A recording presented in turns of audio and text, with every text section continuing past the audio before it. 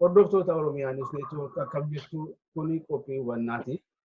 Egaan akkuma adeeffannee irratti qabxiilee jajjaboo tokko keessaa qabxii guddoo lama irratti mari'achuuf keessummaa tokko qabannee dhiyaannee jirra.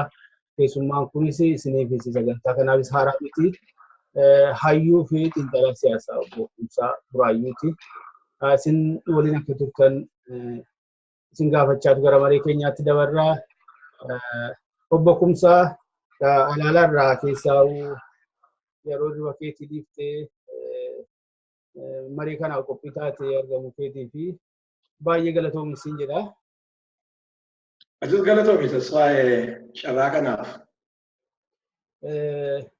Qabxiilee gurguddoo lama qofaa kakkaameeratti mari'achuun barbaada. Waanuma ammaa hedduu walaasofsiisaa fi mari'achiisaa jiranu maaliif haalli politikaa Itoophiyaa amma garumatti qabanu dhabsiiseetu jira. Keessumaa tokko loofne yoo kaafne malee kanan irratti mari'annu yaada lama tokko ufaan lola ajjechaa qabeenya mancaasuu uummata Oromoo irratti kallattii garaagaraatiin geggeeffamaa jiru.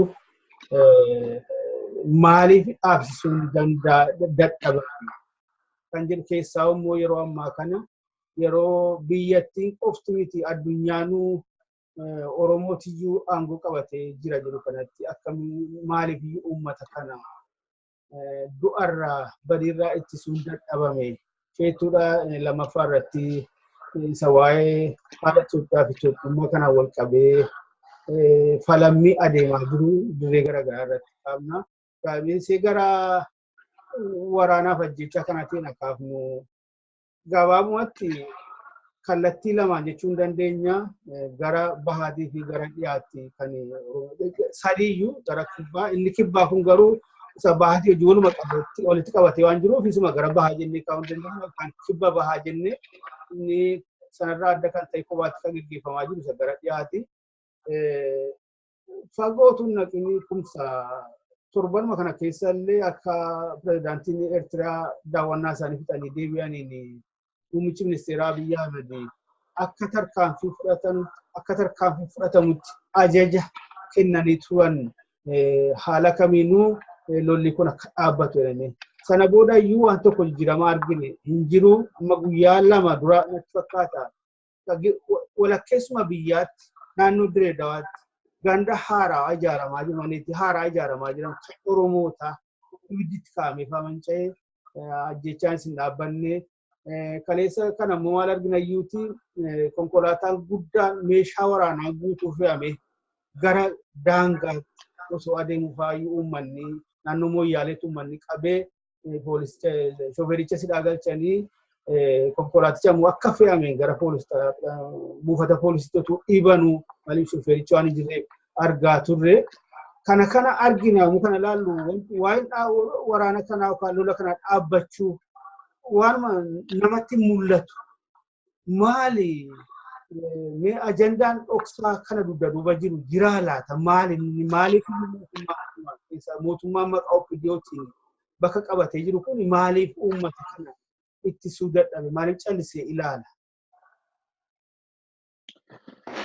Galatoomi tasfaa'ee gaaffii akkaan jabaataadha na gaafattee. Utuu garasittiin seeniin mee akkan itti haala amma Itoophiyaa keessa deemu itti hubadhu afaan tokko afaan lama jechuun barbaada. Jijjiiramni silaati biyya sana sadarkaa tokko gara dimokiraasiitti sadarkaa tokko gara bilisummaa sabootaatti ceesisa jedhamee abdatame. Akka silaa barbaadamu sanatti deemuu dhabuudhaan jeeqamsi adda addaa kan himatamellee kan waadaa galamerraallee hangi tokko fiixa bahuu dhabuurraa namoota baay'ee yaaddoo keessa seensuu isaan argama yeroo ammaa kanatti. Jijjiirama Dr. Abiy naanni dhufu kan namni hawwe biyyi keenya nagaa argatee biyyi keenya dafee tasgabbii argatee gara ce'umsa dimokiraasiitti gara dimokiraasii sabdaneessa ta'etti gara immoo namni kan barbaadu ofiisaa filatee bakka kaawwatee humna bulchiinsa biyyaa itti kennutti kan tarkaanfachiisanii tarkaanfii tokko fudhatu jedhameeti kan yaadame. Waraanni mataa taasiftu kuni orroota atattamaan hin dhaabatu jedhamee yaadame keessaati.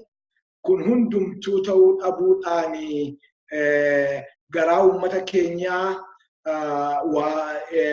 yaaddoo guddaa keessa buusee yaada uummata keenyaa yaaddoo keessa buusee abdii gama dimokiraasiitti ceena jedhamu sanallee yaaddoo guddaa keessa seensee kuni olumaa gala isaatti ennaa ilaaltu gama addee Dr. Abiyyitti dhufeeti abdii namni eegee dhabe ta'uunsaa baay'ee nama gaddisiisa.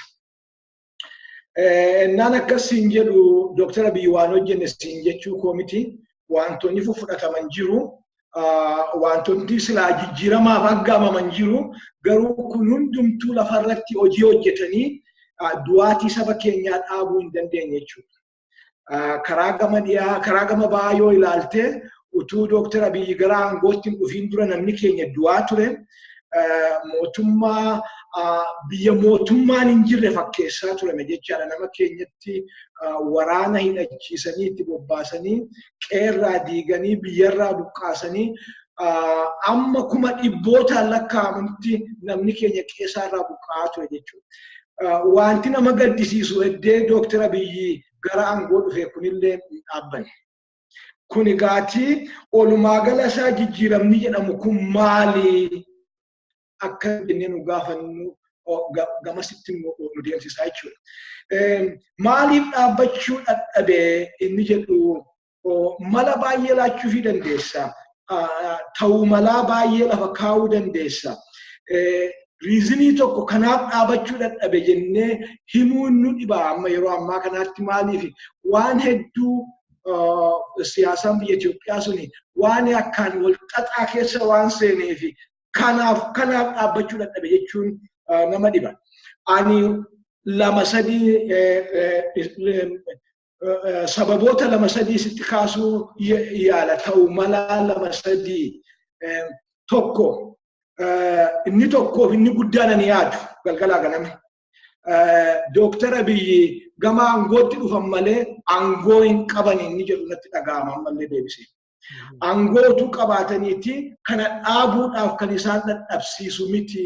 Isaan amma akka seera biyyattii sanatti olaanaa ajajaa waraana biyyaa kan aangoon hundumtuu harka isaarratti gudunfamte waan ta'eef aangoo sana dhibbatti harkaan dhabuu isaanii agarsiisa jechuudha. Utuu aangoo sana qabaatanii waraana qe'ee keessatti leenjifatanii biyya keessatti laga keessatti bishaan keessatti leenjifatanii fidanii uummata Oromoo irratti bobbaasan kana dhaabaa jedhee dhaabsisuudhaaf aangoo itti qabachuu. Aangoo sana akka nu yaannu sanatti harkaan dhabuu isaa natti dhaga'ama natti. Orri aangoo kana dhaqanii hojiitti hiikan orri implement godhanii aangoo isaa kana ajajamuu dhabuu isaanii natti mul'isa jechaadha. Karaa gama tokkoon ani Dr. Abiy fedhee jaallatee uummanni Oromoo haa dhumu jedhee waan itti rafee bulee jedhee yaaduudhaaf na dhiba. Kan natti mul'atu waajjira aangoo seene malee aangoo of harkaa dhabuusaa kanatti natti mul'ata karaa gama tokkootiin jechuudha. Ammallee loltoonni yookaan immoo jeneraalonni gaafas rakkoo uuman jennee nu yaanne kan uummata keenya irratti nama bobbaasan jennee nu himataa turre suni amma maqaafachaa dhibaniyyuu malee istiraakchariin isaan kaa'an namoonni isaan kaan sirni isaan kaan amma iyyuu dalagaa waan jiruufi kana dhaabuu dadhabuun Dr. Abiy lafarratti mul'ata kan jedhee kan hin yaaduuf tokko kana. Gama kaaniin senaariyoon namoonni biraan kaan maalinni Dr. Abiy faa durumaaniyyuu kana quba qabu gaafuma duraayyuu kana keessaati isteekii qabu warri jedhan jiru. Kana keessaati kuni humna gara aangootti isaan fide keessaayyuu tokko ta'uu danda'a.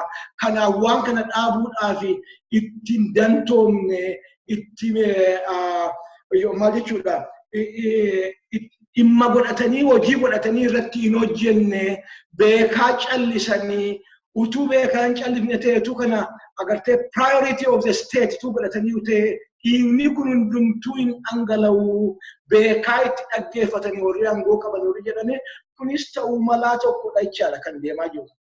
Kanaaf agartee waan sababa tokkitti duwwaa lafa kaa'uu hin dandeenyu. Wanti nuyi lafa kaa'uu dandeenyu, wanti qabatamaan nuyi lafa kaa'uu dandeenyu.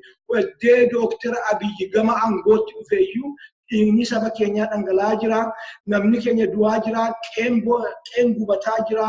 Dubartoonni gudeedamaa jiru. Namni buqqa'aa jira. Kun faaktii lafarra jiru jechaadha. Innillee gadi bahee dubbateera kana. Ani dubbachuun qofti gaadha jedhee itti namanu kuni dubbachuun qofti responsibility yookaan immoo gaafatama akka muummee biyyichaatti inni biyya sanaaf saba sanaaf eegumsa gochuudhaaf dirqama inni qabu isarraa fuudheera jedhee itti namanu jechaadha. Kanaafuu ammalleen dirqamni waraana kana dhaabuudhaa dhibbatti harka isaarratti kuftee jirti. Yeroon isaa yeroo dheeraa ta'eera. Amma utuu sa'aatii tokko ittiin balleessii waraana kana dhaabsisuudhaaf dirqama seeraas kana milees qabachuudha. Dr. Abiy jira jedhee amanaa jechaadha. Inni gara dhiyaa kun garuu xiqqoo ishee adda ba'a. Isa gara bahaa irratti immoo akkamitti ilaalta isa oofsa karaa mootummaan kun ija wal fakkaataa laala isa gama gara dhiyaa kanas. Waraanni biyya keenya keessatti deemu karaa dhiyaaf karaa bahaa bifa adda addaa qaba. Inni karaa bahaa akka inni itti jalqabe waraana saba lamaan jidduu jiru fakkaatee jalqabe jechaadha. Sabni kun ani kanatti kun senaariyoon kun dhugaadha jechuu koomini. Sabni kun ayyee bara dheeraa wajjin jiraate wanti xiqqoo irratti agartee bishaan irratti marga irratti wanti xiqqoo irratti lola xixiqqoo dallansuu xixiqqoo wal jidduudhaa qabaataa bara dheeraa jiraate. Garuu waraanni inni amma kana dhufee saba keenya kumaatamaan mana isaarraa diige waraana bishaanii miti, waraana margaa miti.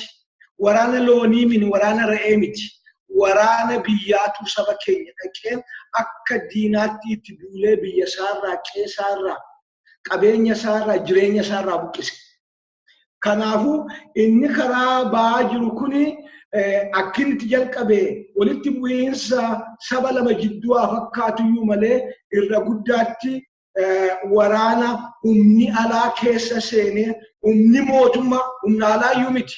Isaanuu jedhaniiru clearly humni mootummaa keessaayyuu humni sirna waraanaa beeku. Humni lola waraanaatiin shaakalsiise. Humni akkasiitti ga'ee akka waraanni karaa sanaa jiru hamaa ta'u akka inni bilaadii akka inni humnaa oli kan dhiiga dibate ta'u kan lubbuu nyaateessa ta'u akka inni ta'u achiin hojjetame jechuudha. Jalqabni saba lama jidduu fakkaatuyyuu malee hojii humnoonni mootummaa itti galanii jeequmsa kana uumuudhaan aangoo jiddu galeessaa tursuudhaaf isaan yaalaa turanirraati ta'e jechuudha. Achirraati kan inni kaalkuleetidii ta'e inni karaa ba'a. Inni karaa dhiyaa qulqulluudhaaf ifaadha. Yeroo ani ifatti dubbataa jirru kanatti tasfaa'e Dambidoolloon dhiigaa jira. Sabni keenya du'aa jira. Akkuma karaa ba'aa jiru karaa dhiyaasi namni nurraa du'aa jira. Saba keenya irraa du'aa jira jechuudha. Kana sabaaf saba walitti bu'ee miti. Mootummaati hidhatee dhaqee itti bobbaasee liyyuu ayil jedhee itti bobbaasee humna waraana biyyaa raayyaa biyyaa itti dabalee itti bobbaasee saba keenya irratti meeshaa maleeyyii kan ta'an irratti dhukaasisaa jira jecha. Kanaaf inni karaa dhiyaa waraana mootummaan labse. Waraana kana kan karaa dhiyaa mootummaati uummata Oromoo irratti ifatti labsanii waraana kana oofaa jiru jechuudha.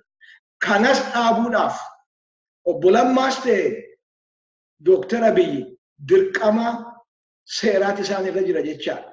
Waraana biyyatti bobbaasan, waraana hidhataa maleeyyiitti bobbaasan kana deebisanii dachaasanii gara biyya isaa uummata irraa dachaasanii uummata nagaa uummataa jeequurraa dhaabuun dirqama itti qabu jechuudha. Kanaaf innaa ilaalle gabaabaadhumatti waraana lamatti biyya keenya keessatti jira. Lamayyuu mini waraanni dheeraadha biyya keenya keessatti amma kan deemaa jiru. Gara kibbaatti yoo dhattes waraana agartaa, karaa moyyaalee yoo dhattes waraana agartaa, saba keenya irratti guutummaa irratti duulamee jira jechuudha. Waanni si gaddisiisu duulli kun kan inni deemaa jiru yeroo Oromoon aangoo jiddu galeessaan qabadhe jedhetti yeroo Oromoon inni na keessaa bahe biyya bulchaa jira jedhetti waraanni kun isarratti kan caaluyyuu deebee isarratti aggaamamuusaa kun dhiibboo ta'e jecha. Saba biyyichaafis dhiibboo ta'e, uummata Oromoofis dhiibboo ta'e, bulee oolee immoo uummata addunyaa uummata naannoo sanaafiyyuu yoo hin dhaabatu ta'e dhiibboo hiikoo hin qabne ta'e yeroo dheeraaf itti fufuuf deemaa jechaadha.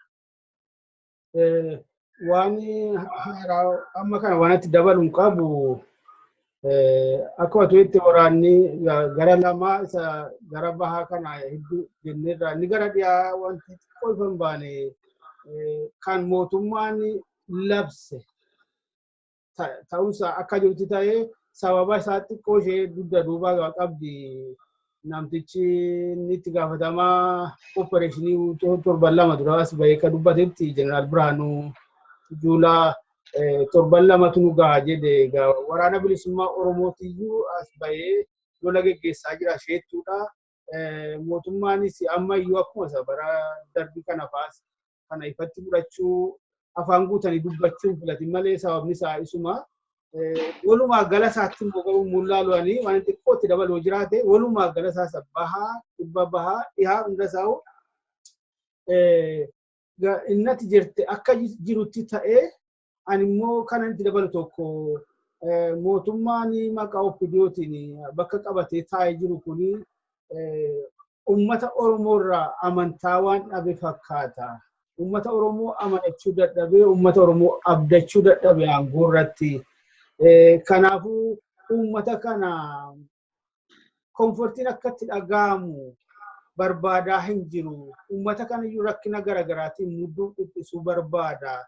Kanaafiyyuu akka tamma dhumarratti keesse isa naannoo kamirra caalaa sababni irra caalaa amma haalli jireenyaa uummata Oromoo irratti naannoo Oromiyaatti heddummaatti babal'atti jabaatti adeemaa jirti. Mootummaan kun uummata kana amanachuu dhabuudhaan waan tokko kaasuu hin dandeenye. Tokkoffaa warra isaatiin kootu gochuu barbaada asirratti. Hiriira Baahir Daarii fi magaalota Amaaraa naannoo gara biroo Dasee fa'aatti fakkaata geggeeffame irratti utuu mari'achaa jiranuu hanga yoonaatti naannoo Oromiyaatti deeggarsa mootummaa kanaaf hiriirri deeggarsaa waan hin geggeeffamin hafeef nuun galu. Sana tokko ragaan mootummichi kunis uummata kana amanachuu dhabuusaa agarsiisaa jira. Uummanni kun akka haala kanaan si fudhadheeraan jenne si deeggaraan jenne amma gidduu kana immoo hiriira ba'amu irratti keessaa immoo hiriira tokko nageeffadhe dhaadannoon isaanii OPDO yoo yaadatan maal akka yaadatan OPDO yoo maqaa kaasan maal akka yaadatan waan waggaa 28 qaqqabaa ture hundasaa guuramanii hidhamuu ajjeefamanii darbamuu dhiiga ajjeechaa jenna. OPDO yaadadhu dhiiga yaadadha. OPDO yaadadhu ajjeechaa yaadadha. Waan akkasii kana jira ammayyuu mootummaan kun uummata kana abdachuu waan dhabeetti fakkaata. Kunis sababa ta'uun oolleen jedha. wanti immoo darbanii keessaa warra kadhaaba warra Amaaraa wajjin kana tumsa uumuun iyyuu inni isaanii strategic alliance jedhanii kun kanarraa kan maddeedha natti fakkaata. Sun sababa ta'uun oolle wanti isaa haga yoomitti adeemaadha. Uummanni kun egaa waan fedhu qabaa, waan gaafate qabaa. Gaafii isa isaan irratti hundaa'e kamtu naa deebi'e kamtu hin deebine isa ilaala yeroo hundayyuu. Amma gaafiin isaa haala quubsaa ta'e deebi'uufitti uummanni kun waan manatti deebi'u fakkaatu kaleessa dheengaddas kan argaa jirra. Kun kanaan nu ga'ee waan ta'eef gaattuma faatalitti deebina ta'a. Wanti dabaltu qabdaa? Waan ammaati dubbatte kanarratti wanti baay'isee nama gaddisiisu Dr. Abiyyi fi Obbo Lammaan amma inniyyuu Dr. ta'eera. Waan duraan jedhaa turan sana deebanii duuba deebuu isaanii waan silaati uummata Oromootti dubbatanii naani qeerrooniif qarreen Oromoo isaan deeggere sana yookaan immoo agartee jechoota yaadota akka isaan gara aangootti isaan fide sana duuba isaa deebanii amma waan biraa hojjechuu humna dhimma ba'uu xiichaa fiduu waraana bobbaasu ija diimtuu saba Oromoo agarsiisu deebuun isaanii suni ani qaanii guddaadha jedhee yaada.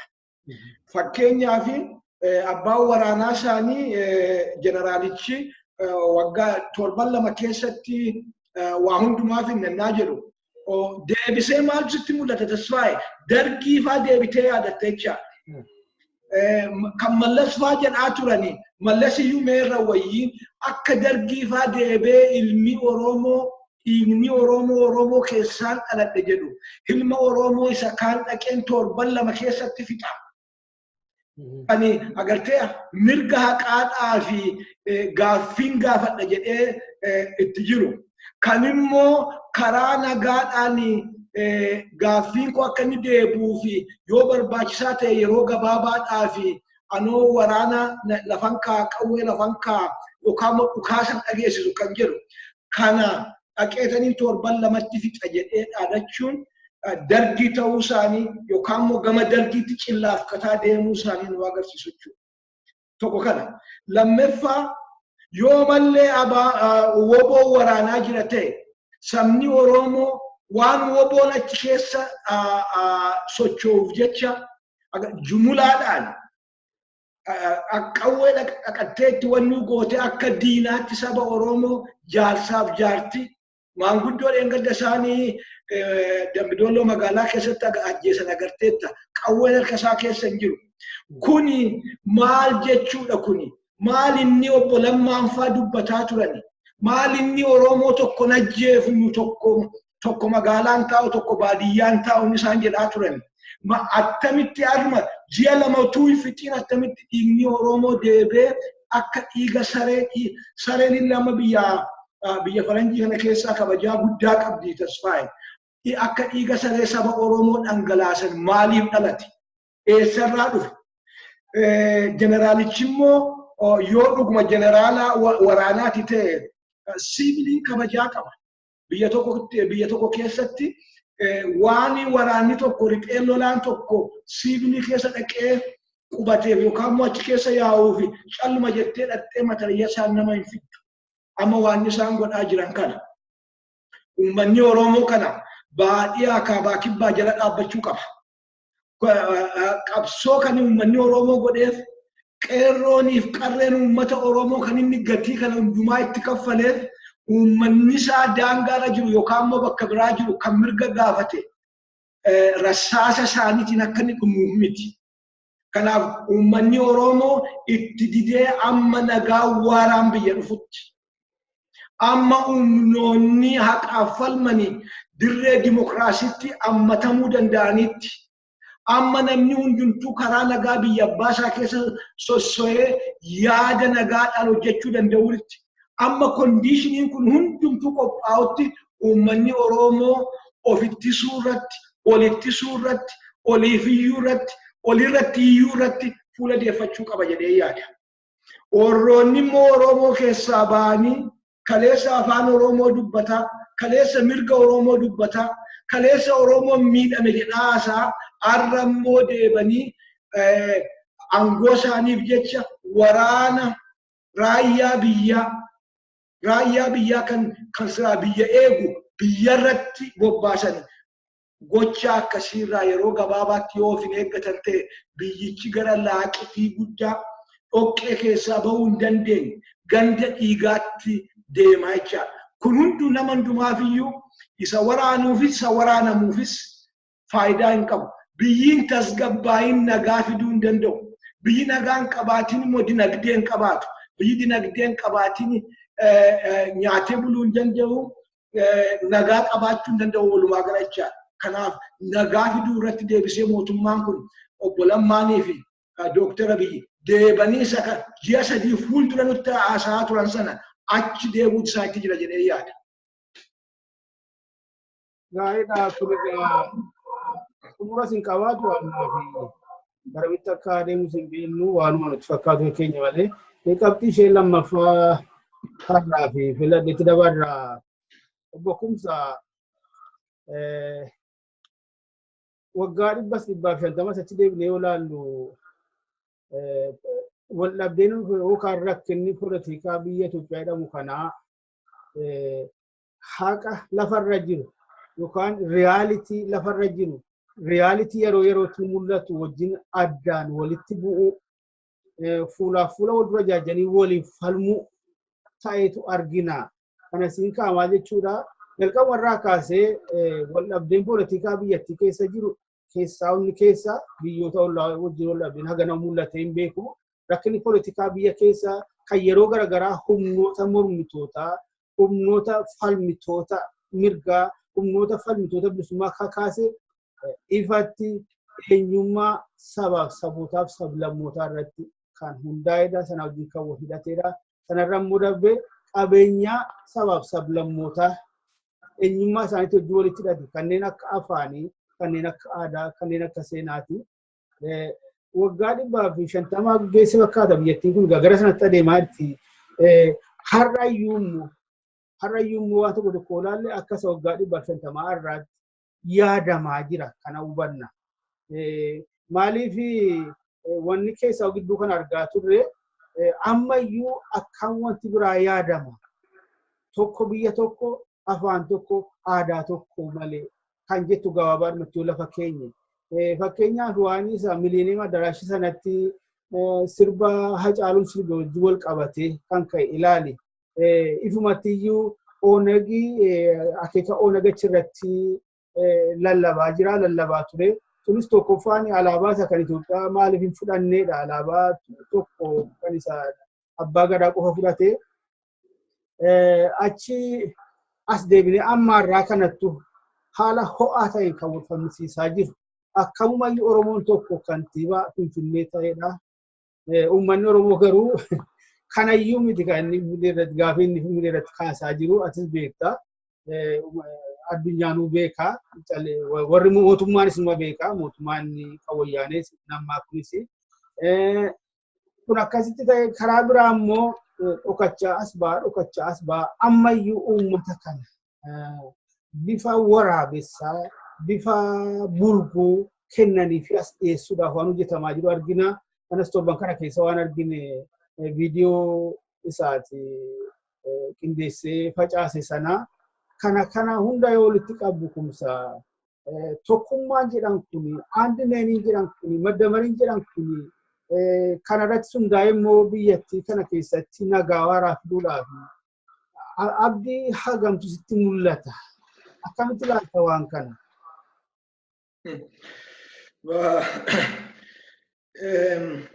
Tasfaayatu jette Itoophiyaadhaan kan bakka kana ga'e biyya nu amma biyya jennee yaannu kana rakkoo biyya kanaa kan bakka kanaan ga'e yoo dhugaasaa kan dubbannu ta'e wayyaanee qofaa miti.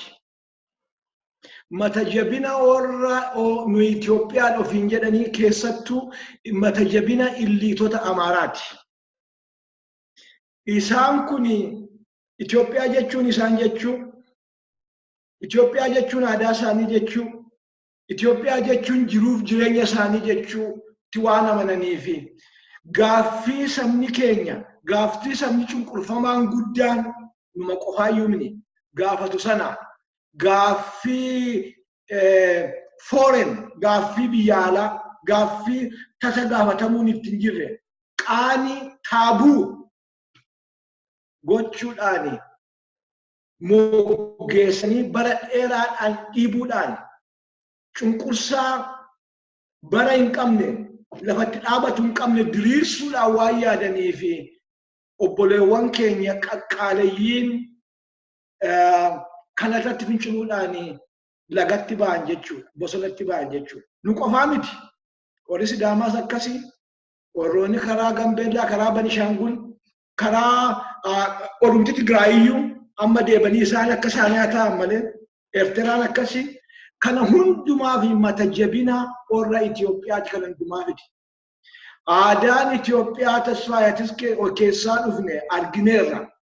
Aniifatillee waan iyyaadatta guyyaa tokko deemnee waan Itoophiyaa pre-press jedhutti dhannee balaa achirratti dhalate yaada aniifati lamitee taanee gamaa gamanaa dhiyeessineen warri hin beeku jennee nu yaadnu warri dubbachuu namootaadhaa fi beekumsa qabnu nu jennu isa sadarkaa sanatti waraana banan jechaadha.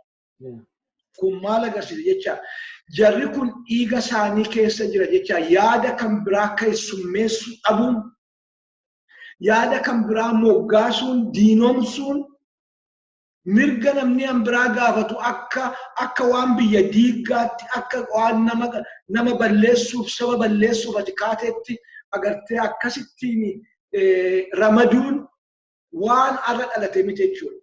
Bakka nu arra geenye kanaaf ol danqaa amma mataadhaan mataatti olitti bu'amaa jiru kanaaf hundeen inni duraadhaa isaan. Wayyaaneen karaa isaan baasan sanarra dhuftee akka isaan hojjetan sana hojjechuu barbaadde aangoo waan qabdu. Haa ta'uyyuu malee waan yeroon isaa gaafatuuf wayyaaneen waan xixiqqoo mirga xixiqqoo fakkaattu. Agartee mirgoota amma kan kunoo kan naannoodha kan of bulchuudhaaf yaalame naannoon of bulchellee hin jiru dhugaa dubbachuudhaaf silaa naannoon utuu of bulche naannoon jalqaba of bulchu naannoo Oromiyaati.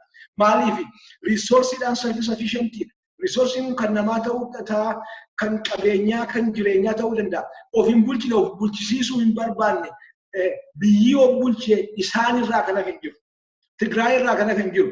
Ammoo akka seeraatti akka konstitushiniitti bahetti naannoodhaan namni hundumtuu afaa bulchu jetteellee hanga tokko sanarrallee wayyeessiteetti jechaadha. Kuni kennaa isheeyyuu hin ta'in malee qabsoo sabaatiin haa dhufuyyuu malee isaanii agartee arongaadee bicaa qayyii kanaan yeroo hundumaa mataan isaanii dhukkubsatu sanarra wayyaa gooteetti jechuudha. Hayyee amma maali rakkoon jiru? Rakkoon jiru namni hundumtuu waan Dooktara Abiyyi jedhu kana akka garaasaatti hiikkachuudha tasfaaye. Dooktara Abiyyi clear kan ta'e asiin goreen akkasittiin bakka akkasii isin dhaqatte jedhee saba Oromootti dubban yookaan immoo saba Itoophiyaa guutummaatti dubban. Dooktara Abiyyi kan inni jedhamaa jijjiirama dhufaadha. Jijjiirama dhufu kana walii isaa namni beeku hin jiru. Dooktara Abiyyi maal jedhe? Idaama olitti jedhe idaamnee maal goonaa maal jijjiirra kan jedhan jiru. Minimamiidha Itoophiyaan amma akka jirtu kanatti turuudhaaf tasfaaye. Bakka amma jirtu kanallee ammatti amma jirtu kana turuudhaaf federaalizimiin minimamiidha. Humnoonni Itoophiyaan amma jennu kuni federaalizimii kanayyuu gaaffii jala galchaa jiran. Federaalizimii kanayyuu hin barbaachisu federalizimii afaanii jedhanii maqaa itti baasu. Ethnic federalism federalizimii sanyiiti. Yegosaa poolitikaa yegosaa killee jedhaniitu maqaa itti baasu. xiqqeessaa jiru jechuudha. Yoo akka isaaniiti jijjiiramni amma dhufe kuni waan kiflaa gariitti nama deemsisuuf deemuufaa isaanitti fakkaata jechuudha. Amma warri baay'ee advocate godhan baay'een isaanii professoronni isaanii baay'ee nama Itoophiyaatti galaniiru. Warri unitary advocate godhan jechuudha. Kanaaf rakkoon inni guddaan kana dura si wajjin haasa'ee dubbadheera. Rakkinni Dr. Abiy irraati mul'ataa jiru. Okay. Nagaa buufnaa waan gaarii. In araaramnaa waan gaarii. Walitti dabalamnaa waan gaarii. Kana goonee maal goona kan jedhu nutti hin dubbanne Dr. Abiy. Kana goonee maal goona? Waan itti aanu maali? Fakkeenyaaf Dr. Abiy waa'ee mirchaa komishinii haasa'u dhageessee beektaa? Dr. Abiy next chapter in kana jedhee dubbatu dhageessee beektaa? Dhageenye maal jechuudha? Jijjiiramni amma dhufe kun tasfaa'e waan inni nama yaaddessuuf jijjiirama yaadee ofiisaa haaromee aangoo irratti deebi'uuti jechaadha. Yoo bu'aan gorratti deebi'u kanammoo negotiationiidhaan baay'een isaanii isumayyuu federalizimiyyuu akka tokko goone yookaan bifa isaa jijjiirree agartee kan economic federalism jedhan kana gaaraa fi mukaa fi bishaan faa ilaallee goona malee naannoo afaaniin hin goonu akkasitti gaatii Oromiyaa iddee sagaleddee kudhanitti gargar baasuuf qorra abbaluuti jira jecha. Kanaaf rakkinichi inni guddaan kan dhufe jara kanarraa mini tasfaa'e. Rakkinichi kan inni dhufe agartee jijjiirama sana spell out gochuu dhabuu keenyarraa dhufe. Jijjiiramni dhufu maalinni? Kana duwwaa mini Dr. Abiy duwwaa itti gaafatamaa gochuu hin dandeenye. Oppositionilleen maalinni itti aanu kan jedhan jiru namuu biyyumatti galuu filate malee biyyatti gallee maal goona kan jedhan jiru. Kun hundumtuu ifa ta'uu dhabuurraati biyyattiin gara isheen itti adeemtu ifaa miti. Clear miti jechuudha. Isa kanaafi kan amma umni baay'een kun dhufe jira. Umna dhufe kana keessadha. Umni baandiraa sana baatee dhufe kun dhufe jira.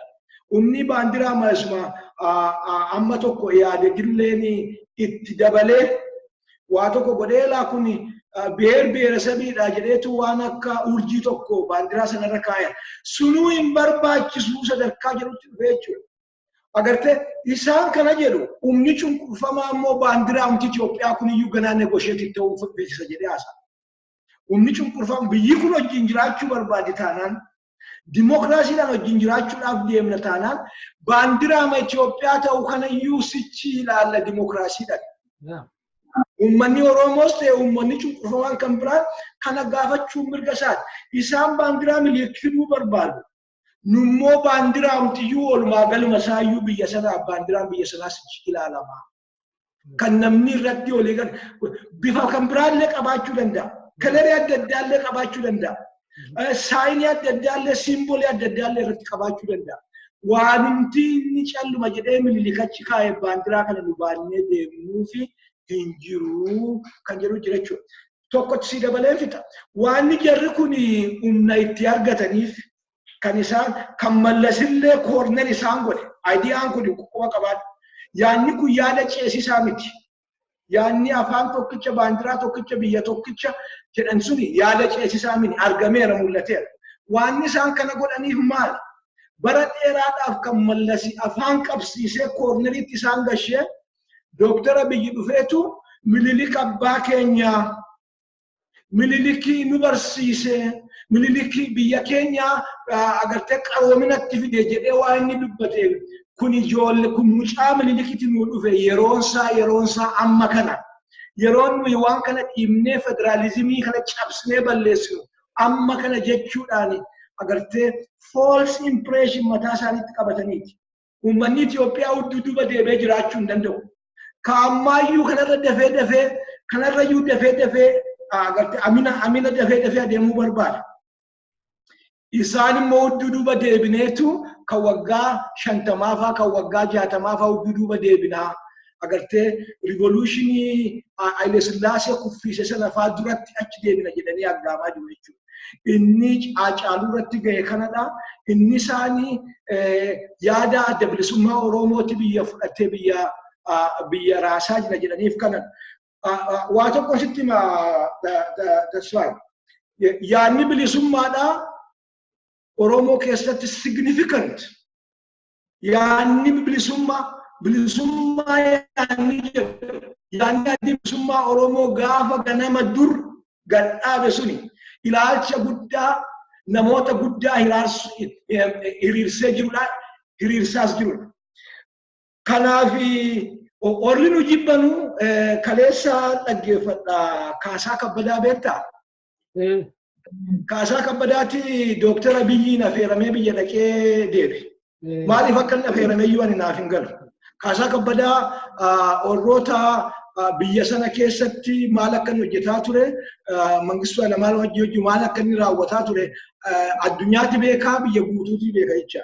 Waraanni yeroo sana dhumame kana keessatti orroota roolii guddaa qabu jechuudha.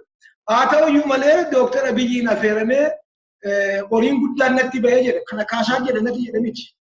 Horii guddaa natti baasanii na affeeranii achi dhaqee deebi'e. Ani Kaasaa maaf affeeraniif dhiisuu dhamin utuu akka kootiiti Kaasaan affeeramuu hin qabuyyuu. Amma inni gaa Dooktar Abiyyiin ni affeereera. Garuu waan inni jechuu barbaade maal jedhe? Addi bilisummaa Oromoo akka jaarmiyaatti yoo hin jiraatin iyyuu jedhe. Akka jaarmiyaatti dadhaboodhaa. Garuu yaadni isaanii, ispiriitiin isaanii gadi utubamee biyya keessa jira jedhe. Dhaloota keessa jira jedhe. Kana diina keetu ragaa sii baya jechuudha. Agartee kan isaan waggaa meeqaa hojjetan tola hin banne jenereeshinii keessa gadi utubamee jira. Agartee የኦነግ መንፈስ ተሰግስጎ በህዝቡ ውስጥ አለ jedhe. Maal jechuu barbaadeen jeneraali ati diinama dubbattu Biraanuu Juulaa fa'a, obbo Lammaan fa'a, Dooktar Abiyyi fa'aa dabalatee yaada bilisummaa jedhu, yaada bilisummaa Oromoo jedhu hin balleessina lafarraa arree balleessina yoo jedhan tokkoffaa dargii ta'an jechuudha. Lammaffaa immoo hin danda'an. Warri dhaqanii kun itti himaa jiru hin danda'an, yaada kana balleessuu hin danda'an. Yaadni kun akka tokko duwwaatti yookaan badee yookaan ture. Yoo uummanni Oromoo rifiraandemiin sirnaa laatamee fi anoo hin barbaadu jedhe gaafas yaadni kun hin jiru. Yoo kanaan achi amma kana gootutti yaada kana ajjeessuu hin dandeessu. Nama ajjeefta malee yaada kana ajjeessuu hin dandeessu. Yaada bilisummaa ajjeessuu hin dandeessu. Yaada bilisummaa fixuu hin dandeessu. Yaada bilisummaa cirtee gatuu hin dandeessu. Kanaafuu warri alaabaa baatanii adeeman kuni yaadicha kana fa'aa balleessina facaafna jedhaniitu kan isaan yaadanii kun karaa dheeraa isaan deemsisa jedhee yaada. Waa'ee alaabaa irratti wanti amma mul'achaa jiru kun keessaa'uu wanni hiriira deeggarsa mootummaa kanaati wajjin wal qabee mul'achaa jiru kun mataan isaatu wanna tokko nu yaadachiisuu qaba ture. Alaabaan inni wayyaanee moggaaftee nuun bakka bu'uu jedhaniitiyyuu ciraa jiru, bakka garaagaraatti ciraa jiru, gubaa jiru. Wanti isaallee keessaa Itoophiyaa keessatti ta'uu isaa sirrii fakkaatu maaliif alaabaa dheera biyyattiin moggaafameedha.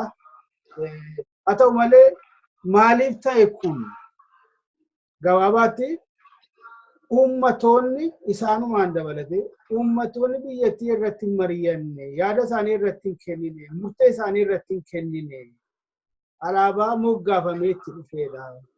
Kanaafuu gara silaa yaada noormaalii ta'e keessatti silaa gara fuulduraattis kun akka hin taaneef akkuma alaabaa ummatichi fudhate halluu isaarraa kaasee saayizii isaarraa kaasee mallattoo adda addaa irra kaa'amuu barbaachisu dhiisuu dabalatee ummatichi irratti mari'atee moggaafachuu qaba. Gara fuulduraattis wanni akkasii akka hin kaaneef kana yaada nu garuu isuma nuti feene isuma beennu sana isuma finne sana ta'uu qaba. Waa'ee isaa Finfinneetti kantiibaan muudamuu hin tuqne ati tokkoffaa kumsa keessaa bara mootummaa wayyaanee si'a tokkitti namtichi akka jedhamu suni dhufeen alatti Oromoota turan waan isaan hin galle amma mootummaa oppidoon mootummaa qabatee Oromoon achitti maataa jechuu ta'een alatti. Sanuma sanayyuu miti. Finfinnee irratti gaafiin Oromoo sanaa ol fagoo. Jarri kun yeroo waan akkasii kana falmanu waanuma lafti kun lafatti jirtu waan yaadatan natti fakkaatu waan lafti kun garaa waaqatti rarraate jirtu itti fakkaata waanuma lafti kun qaama Oromiyaa taate waan yaadatan fakkaatu. Karaa biraa immoo keessaa immoo kan nama ajaa'ibu kan warra biyya ambaa jiran kanaati. Kan bakkatti jirtu jiran, kan bakkan jiru jiran, kan United States keessa jiran. Mootummoonni federaalaa magaalaa taa'umsaa tokkonuma qabu. Kan isaanii kan baadhatanii naanna'anii jiru. Magaalonni kun biyya federaalaa sana keessatti mootummaa naannoo Itoophiyaatti kilil jedhamu. United States jedhu. Asitti Kanadaatti provinces jedhu. Isin biratti waan jedhamu beeku. Magaalonni kan warra naannoo kanaati. Dhibbatti magaalaa kana karaa ilaaluun seera kan tumu, bulchiinsa kan diriirsu, poolisii kan dhaabu mootummaa naannooti. Mootummaa federaalaa ergifatee keessa ta'a kadhatee keessa ta'a. Afaan kanaa hin hojjedhaa kantiibaa kanatti waan tokkitti waan galchuu hin qabu. Garuu biyya akkasii addunyaa akkasii keessa teenyeetiyyuu akkamitti Oromoon magaalaa Finfinneetti kantiibaa ta'a bakka biyya sabaaf sablammoonni hedduu keessa jiranitti. Hajiraatanu kaa mana namaa dhufanii seera abbaan manaa baafatti buruun dirqii ta'a. Irratti immoo mari'atamuu keessatti walii galamuu barbaachisa. Mootummaan nuti naannoo Oromiyaa kun iyyootu aangoo guutuu qabaate magaalaa sana irratti seera akkamii lafa kaa'aa laata ni jedhu moo kaane tarii seera sabaaf lammoota warra kaan moggaatti dhiibu ka'a moo kan akkomodeet kuru kan hundumaa sirriitti tajaajilu ka'a laata kunuun baramne duchumatti waan tokko ni gara xumuraatti kaasuu barbaada. Mee kanarratti waa sii dabalu? Waan jettu qabdaa asirratti? Waan shumata bulchiinsa magaalaa Finfinnee irratti kan amma deemaa jiru kana. Akkuma jettedha addanaas bakkina jiru kanaati. Mootummaan jiddu galeessaa isteetii shaanxaa keessa fudhatee kaawwatee ittiin deemuu hin qabu. Mootummaan kun gartuu tokkotti dhufaa in bulchaa deebee sokka jechuudha. Amma nu biraati bakki inni jiraatu Australian Capital Territory jedhama Canberra jiraata mootummaan kun jecha. Magaalaan isaa guddaayyuu miti. Sydney faati jira, Melbourne faati jira magaalaan gurguddoon bakka tokko dhaqee jiraata jechuudha. Kiraayeffatee mana kiraayeffatee akka seera biyya sanaatti akka naggaadeen biyya sanaa bulu tokkotti akka biyya sanaatti bulee jiraata jechuudha. Kun kan inni ta'e har'a mini waan Finfinnee irraa kan inni jallate kan kana jallise Mallas fa'i Tasfaa'e. Dantaa Finfinneen akka ikoonomiitti qabdu ijoollee Tigreedhaan qabsiisuudhaaf jedhaniitu Finfinneen bulchiinsa addaanii sababa saamoo maal godhan biyya sabaaf sablammootaati jedhanii waan addunyaa irratti hin beeksisanii Oromoodhaaf immoo achirraa dantaa wayii ilaalla jedhaniitu waan akka sossobbii wayii achi keessa kaa'an jecha. Dantaa ma jedhan sanallee waggaa dheeraa butuu laatiin hanga ammaatti utuu laatiin jiru jechuudha. Namichatu jedhe gaangeen finyoo kutatte jennaan takaallaa ofitti gabaabsitee jedha. Amma takkalaa uumaa ilmi Oromoo tokko achirratti dirqamni yookaan immoo shuumannitti kennamuun addunyaa guutuu kan inni isaan raasummaa inni tuffii Oromoodhaaf qabanidha jechaadha. Tuffii Oromoodhaaf qaban malee namichi warroota amma ammaatti Finfinnee bulchaa turan keessaati waan tokkoniyyuu gadi miti. Maal jedhani? Namni Finfinnee bulchuu qabu Finfinnee keessatti dhalachuu qaba kan jedhan tokko fi as ba'an jecha. Kuni waan addaati. Harkabeen Finfinnee keessatti dhalate harkabeen bara dheeraa Finfinnee bulchaa ture maali? Kumaa Dammaqsaa Finfinnee keessatti dhalate achi bulchaa ture maali? Amma waanni maalinni jijjiirama kana jijjiiramuun kunuu guddaa isaanitti fakkaatee sanumaa gufachiisuu barbaadu jechaadha.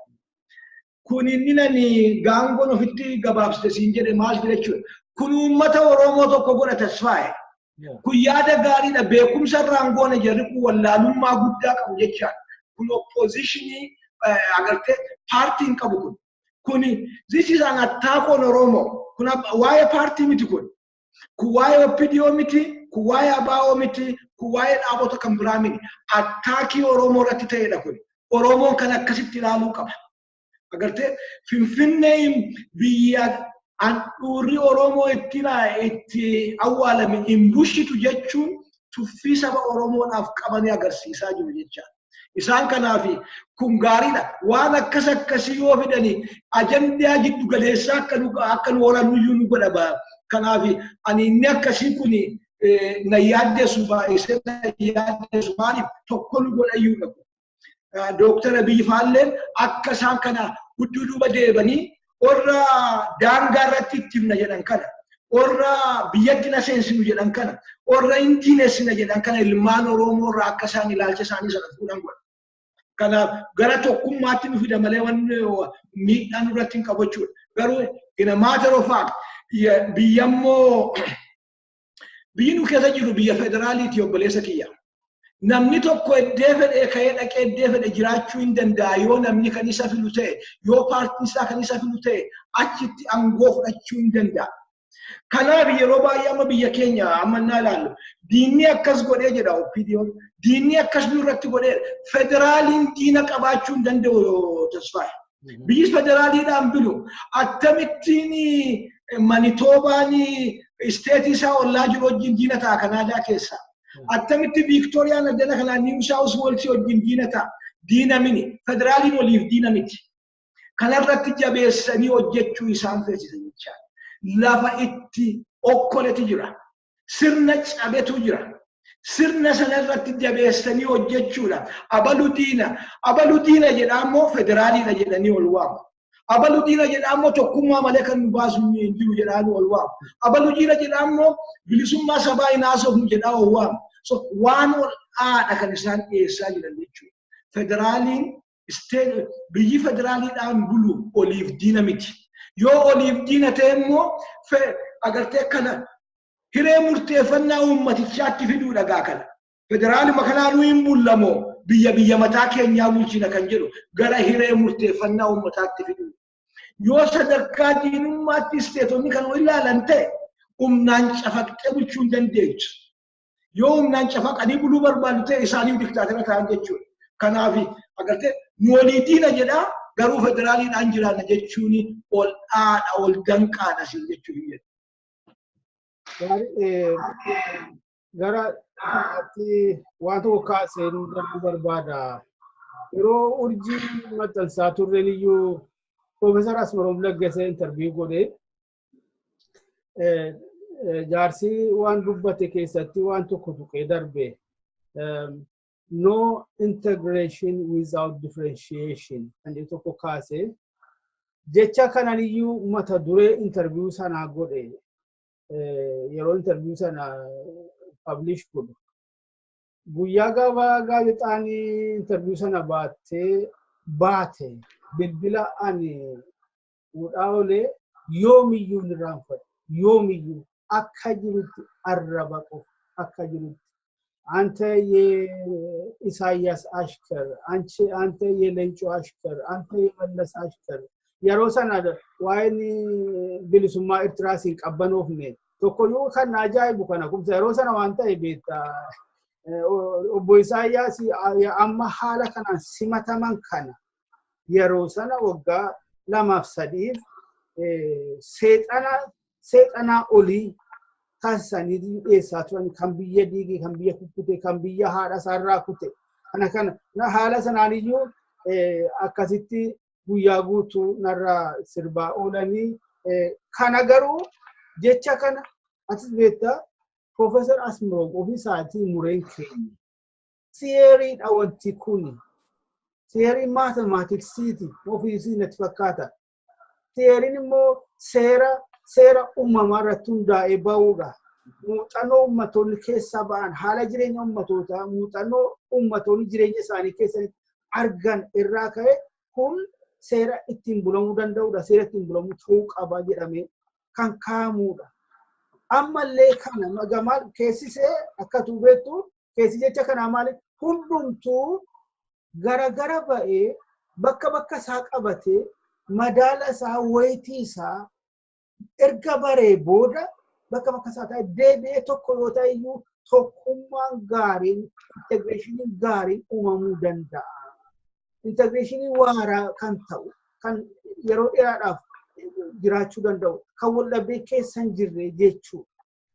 Sammuu waan gaarii yaadu, sammuu waan nagaa yaadu, sammuu waliigaltee yaadu, sammuu tokkummaa jedhan kana yaadu akkamitti kana dida.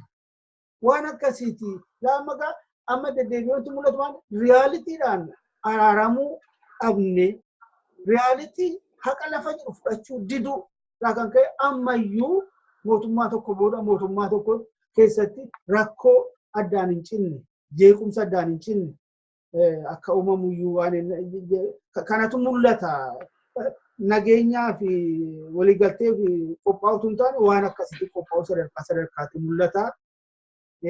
Waan itti dabaltu hin qabaanne Itoophiyaawwannetiin tasfaa Itoophiyaawwannetiin tokkichaaf tokkicha maal jechuudha isatti jettu kana hin ayyamu. Itoophiyaawwannetiin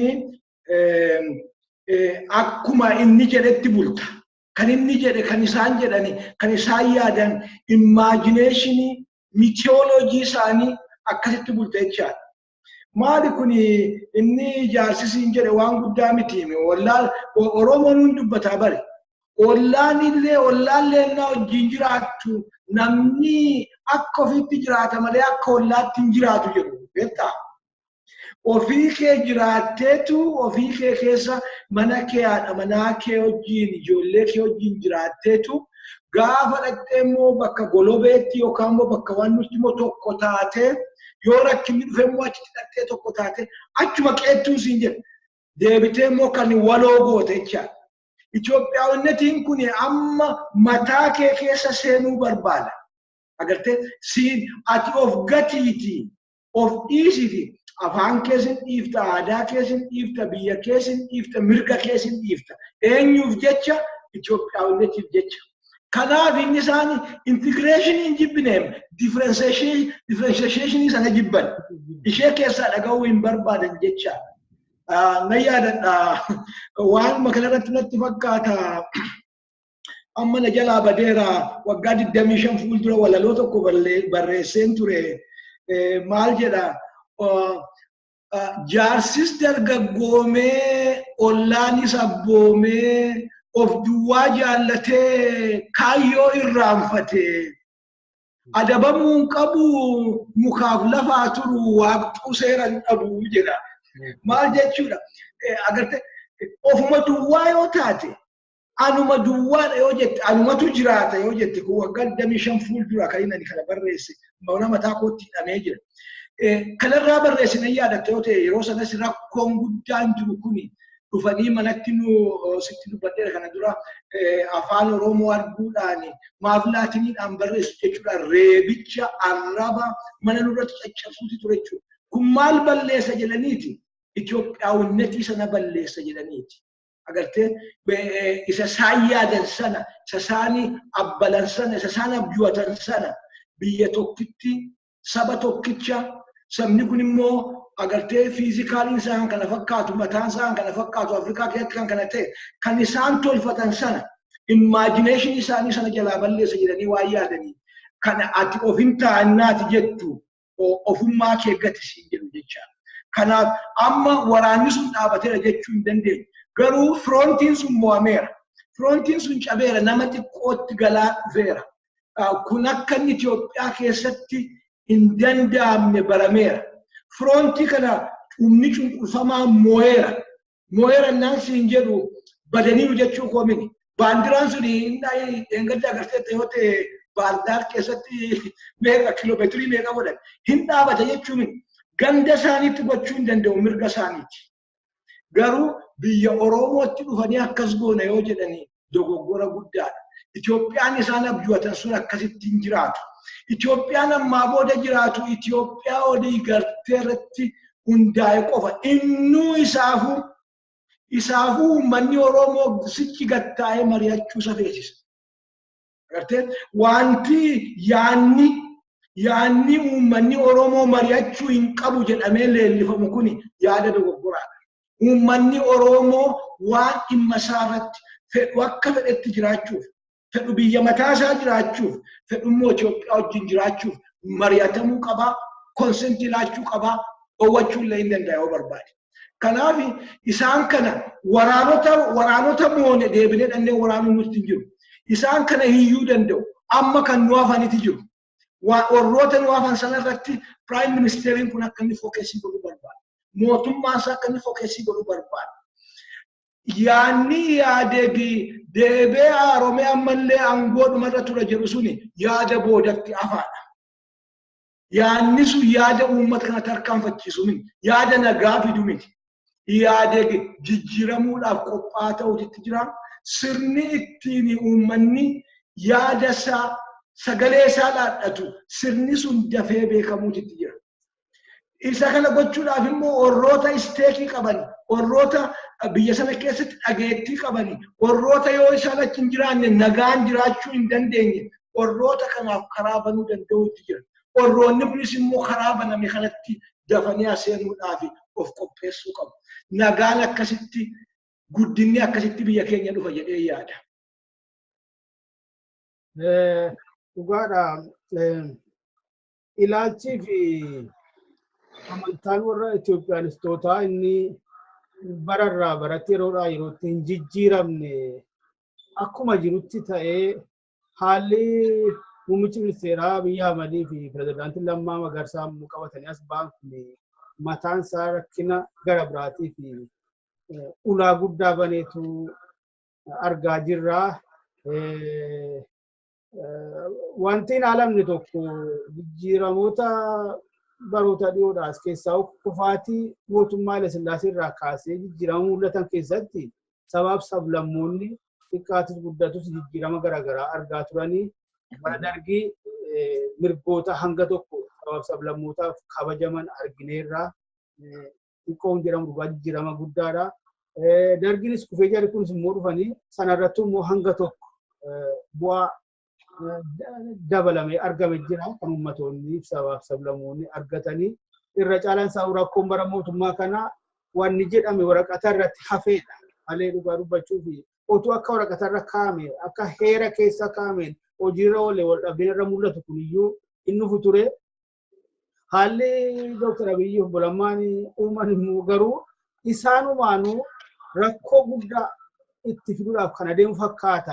Maaliif warri amma Itoophiyaanistis jenneen kuni carraa argatan hundatti gargaaramanii keessaayyuu amma immoo akka jala dubbatamaa jirutti daawwannaa jedhu kun lamaan gara Ameerikaa kaabaa kanatti godhanutti gaaffiillee gaafatan iyyuu tarreeffataniiti eeggataa jiru jedhu isa immoo eenyutiyyuu as bahee dubbataa eenyutu kana godha sana godha kanarratti falammii guddaa gaggeeffamaa jira.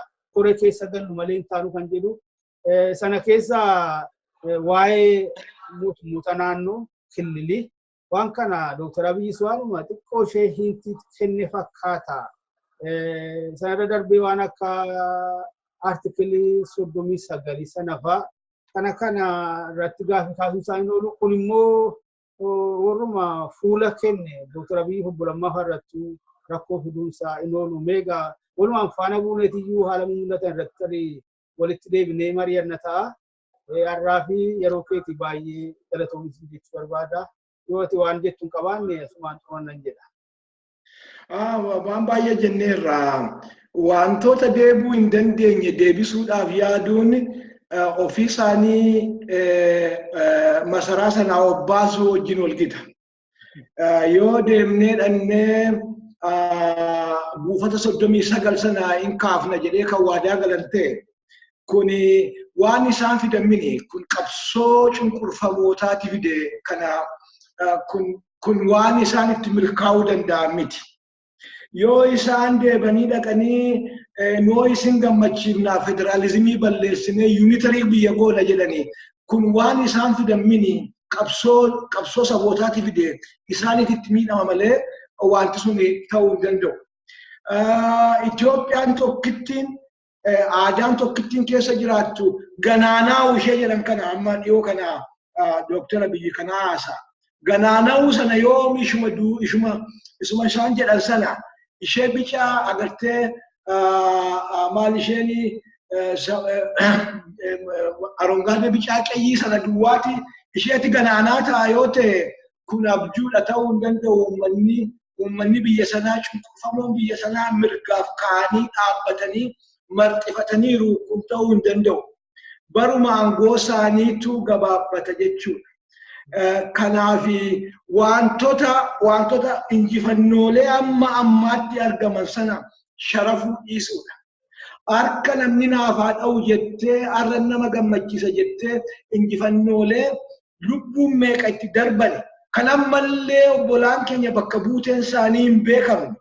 Kanaaf jedhanii itti dhaban kanan balleessa yoo jette ofiidhuma kee yeroodhuma kee eeggattee sokkita malee wanti warraaqsi uummataa dhaabbatee hin beeku tasfaaye. Nu duwwaa raamini kun biyyoota South America hunduma biyyoota diktaatera jala turan baay'ee isaanii dhaltee arguu dandeessa. Inuma deema qabsoon hawaasaa dhaabatee hin beeku jechuudha. Afrikaa maqee keenya keessaa iyyuu hin deema jechuudha. Kun waan nama yaaddessu guddaa hin qabu. Wanti nama yaaddessu olii galuu dhabuu biyya sana keessatti uumamu.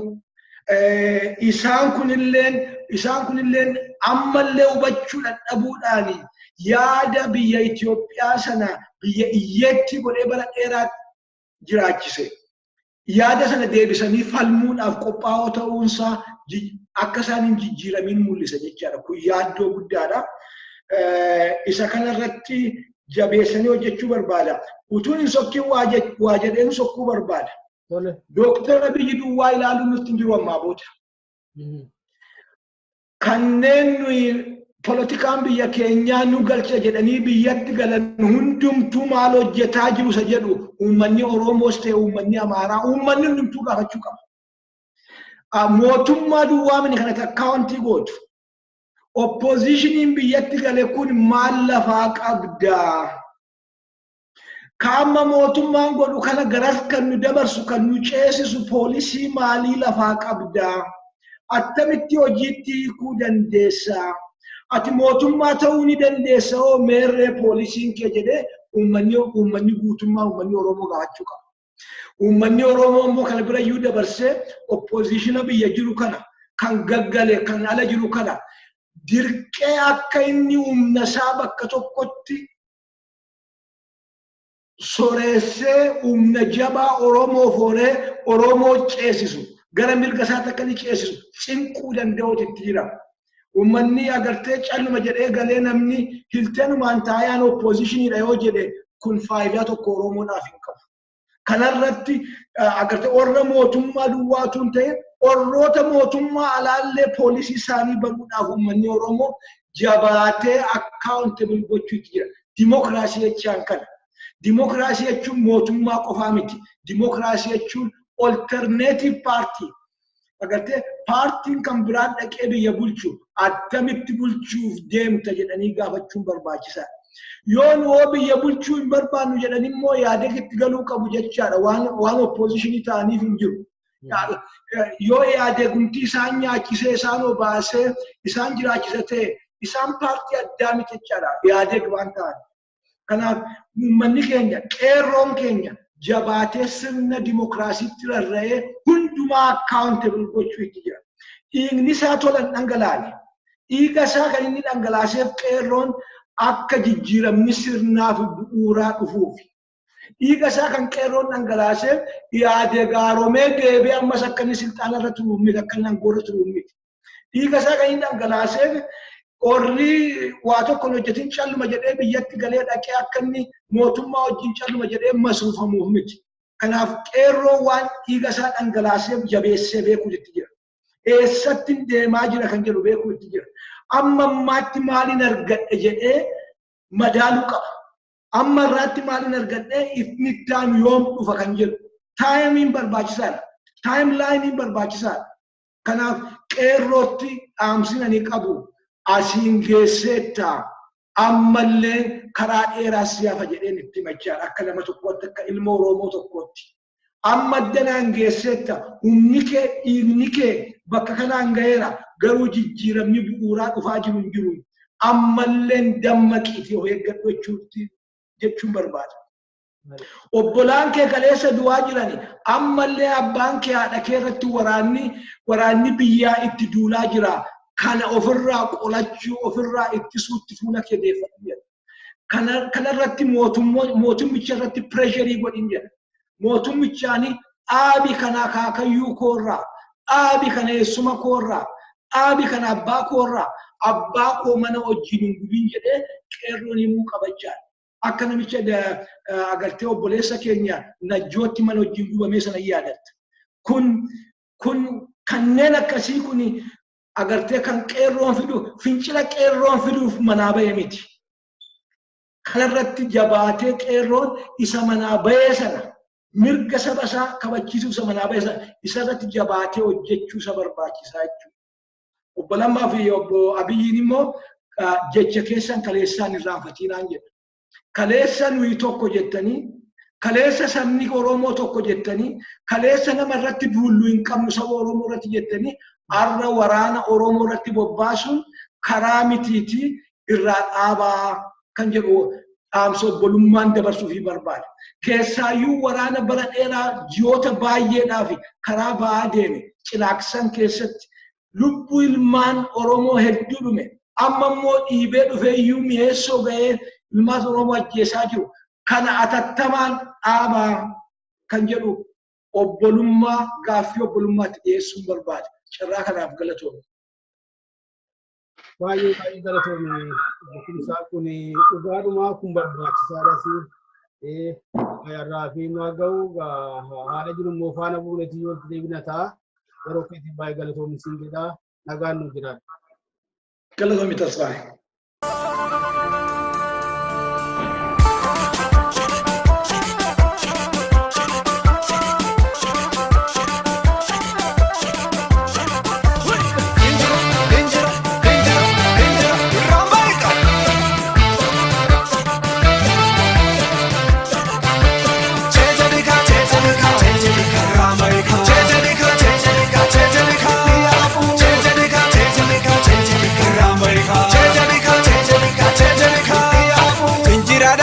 Jajjabeni bubulana baase de gadeni inkenu daloni biya basa le jarkadu amor kurasasa injira daloni jajjabeni bubulana baase de gadeni inkenu daloni biya basa le jarkadu amor kurasasa bobo kizajira keroni gumada basa jajjabeni intenye arasi fininsa akuma kale seti gadeni bobo kizajira keroni gumada basa jajjabeni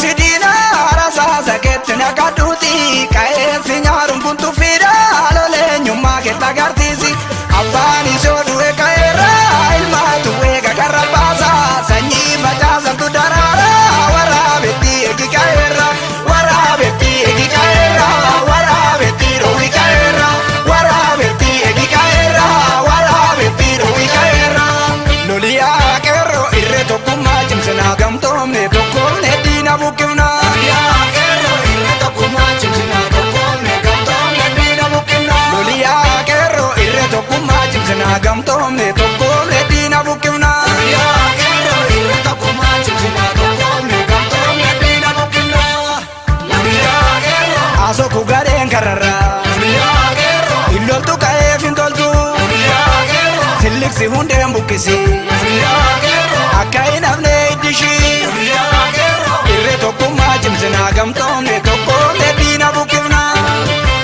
tokkomne dina bukifna hambora dina bukifna wallaga dina bukifna salale dina bukifna arsira dina bukifna balera dina bukifna sululta dina bukifna sandafa dina bukifna shawara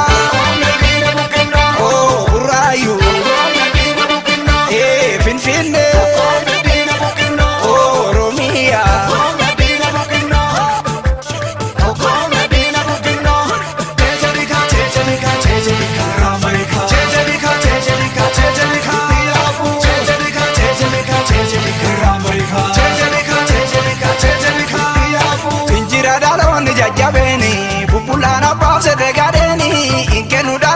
biyya baasa leencar kaduwaa morkura saasa. Injira dhaloonni jajjabeeni bubbula dhabamsa bigadeeni kennu dhaloonni biyya baasa leencar kaduwaa morkura saasa. Bobokkisaa jira qeerrooni gumaadha baasa jajjabeeni inteenye arrasi finiinsa akkuma kaleesseetti gadeeni. Bobokkisaa jira qeerrooni gumaadha baasa jajjabeeni inteenye arrasi finiinsa akkuma kaleesseetti gadeeni.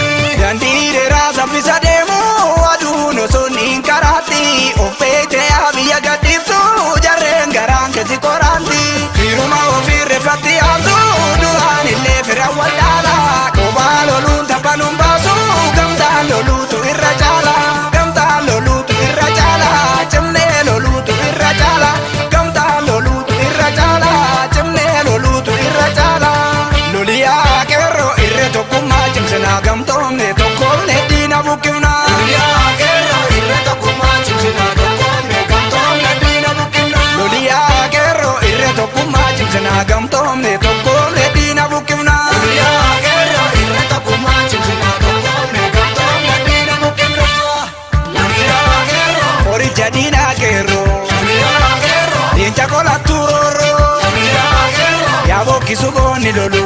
Loliyaa qeerroo isa kana jeesu tolu. Loliyaa qeerroo irree tokkummaa cimsinaa gamtoomne tokkoomne diina buqqifnaa.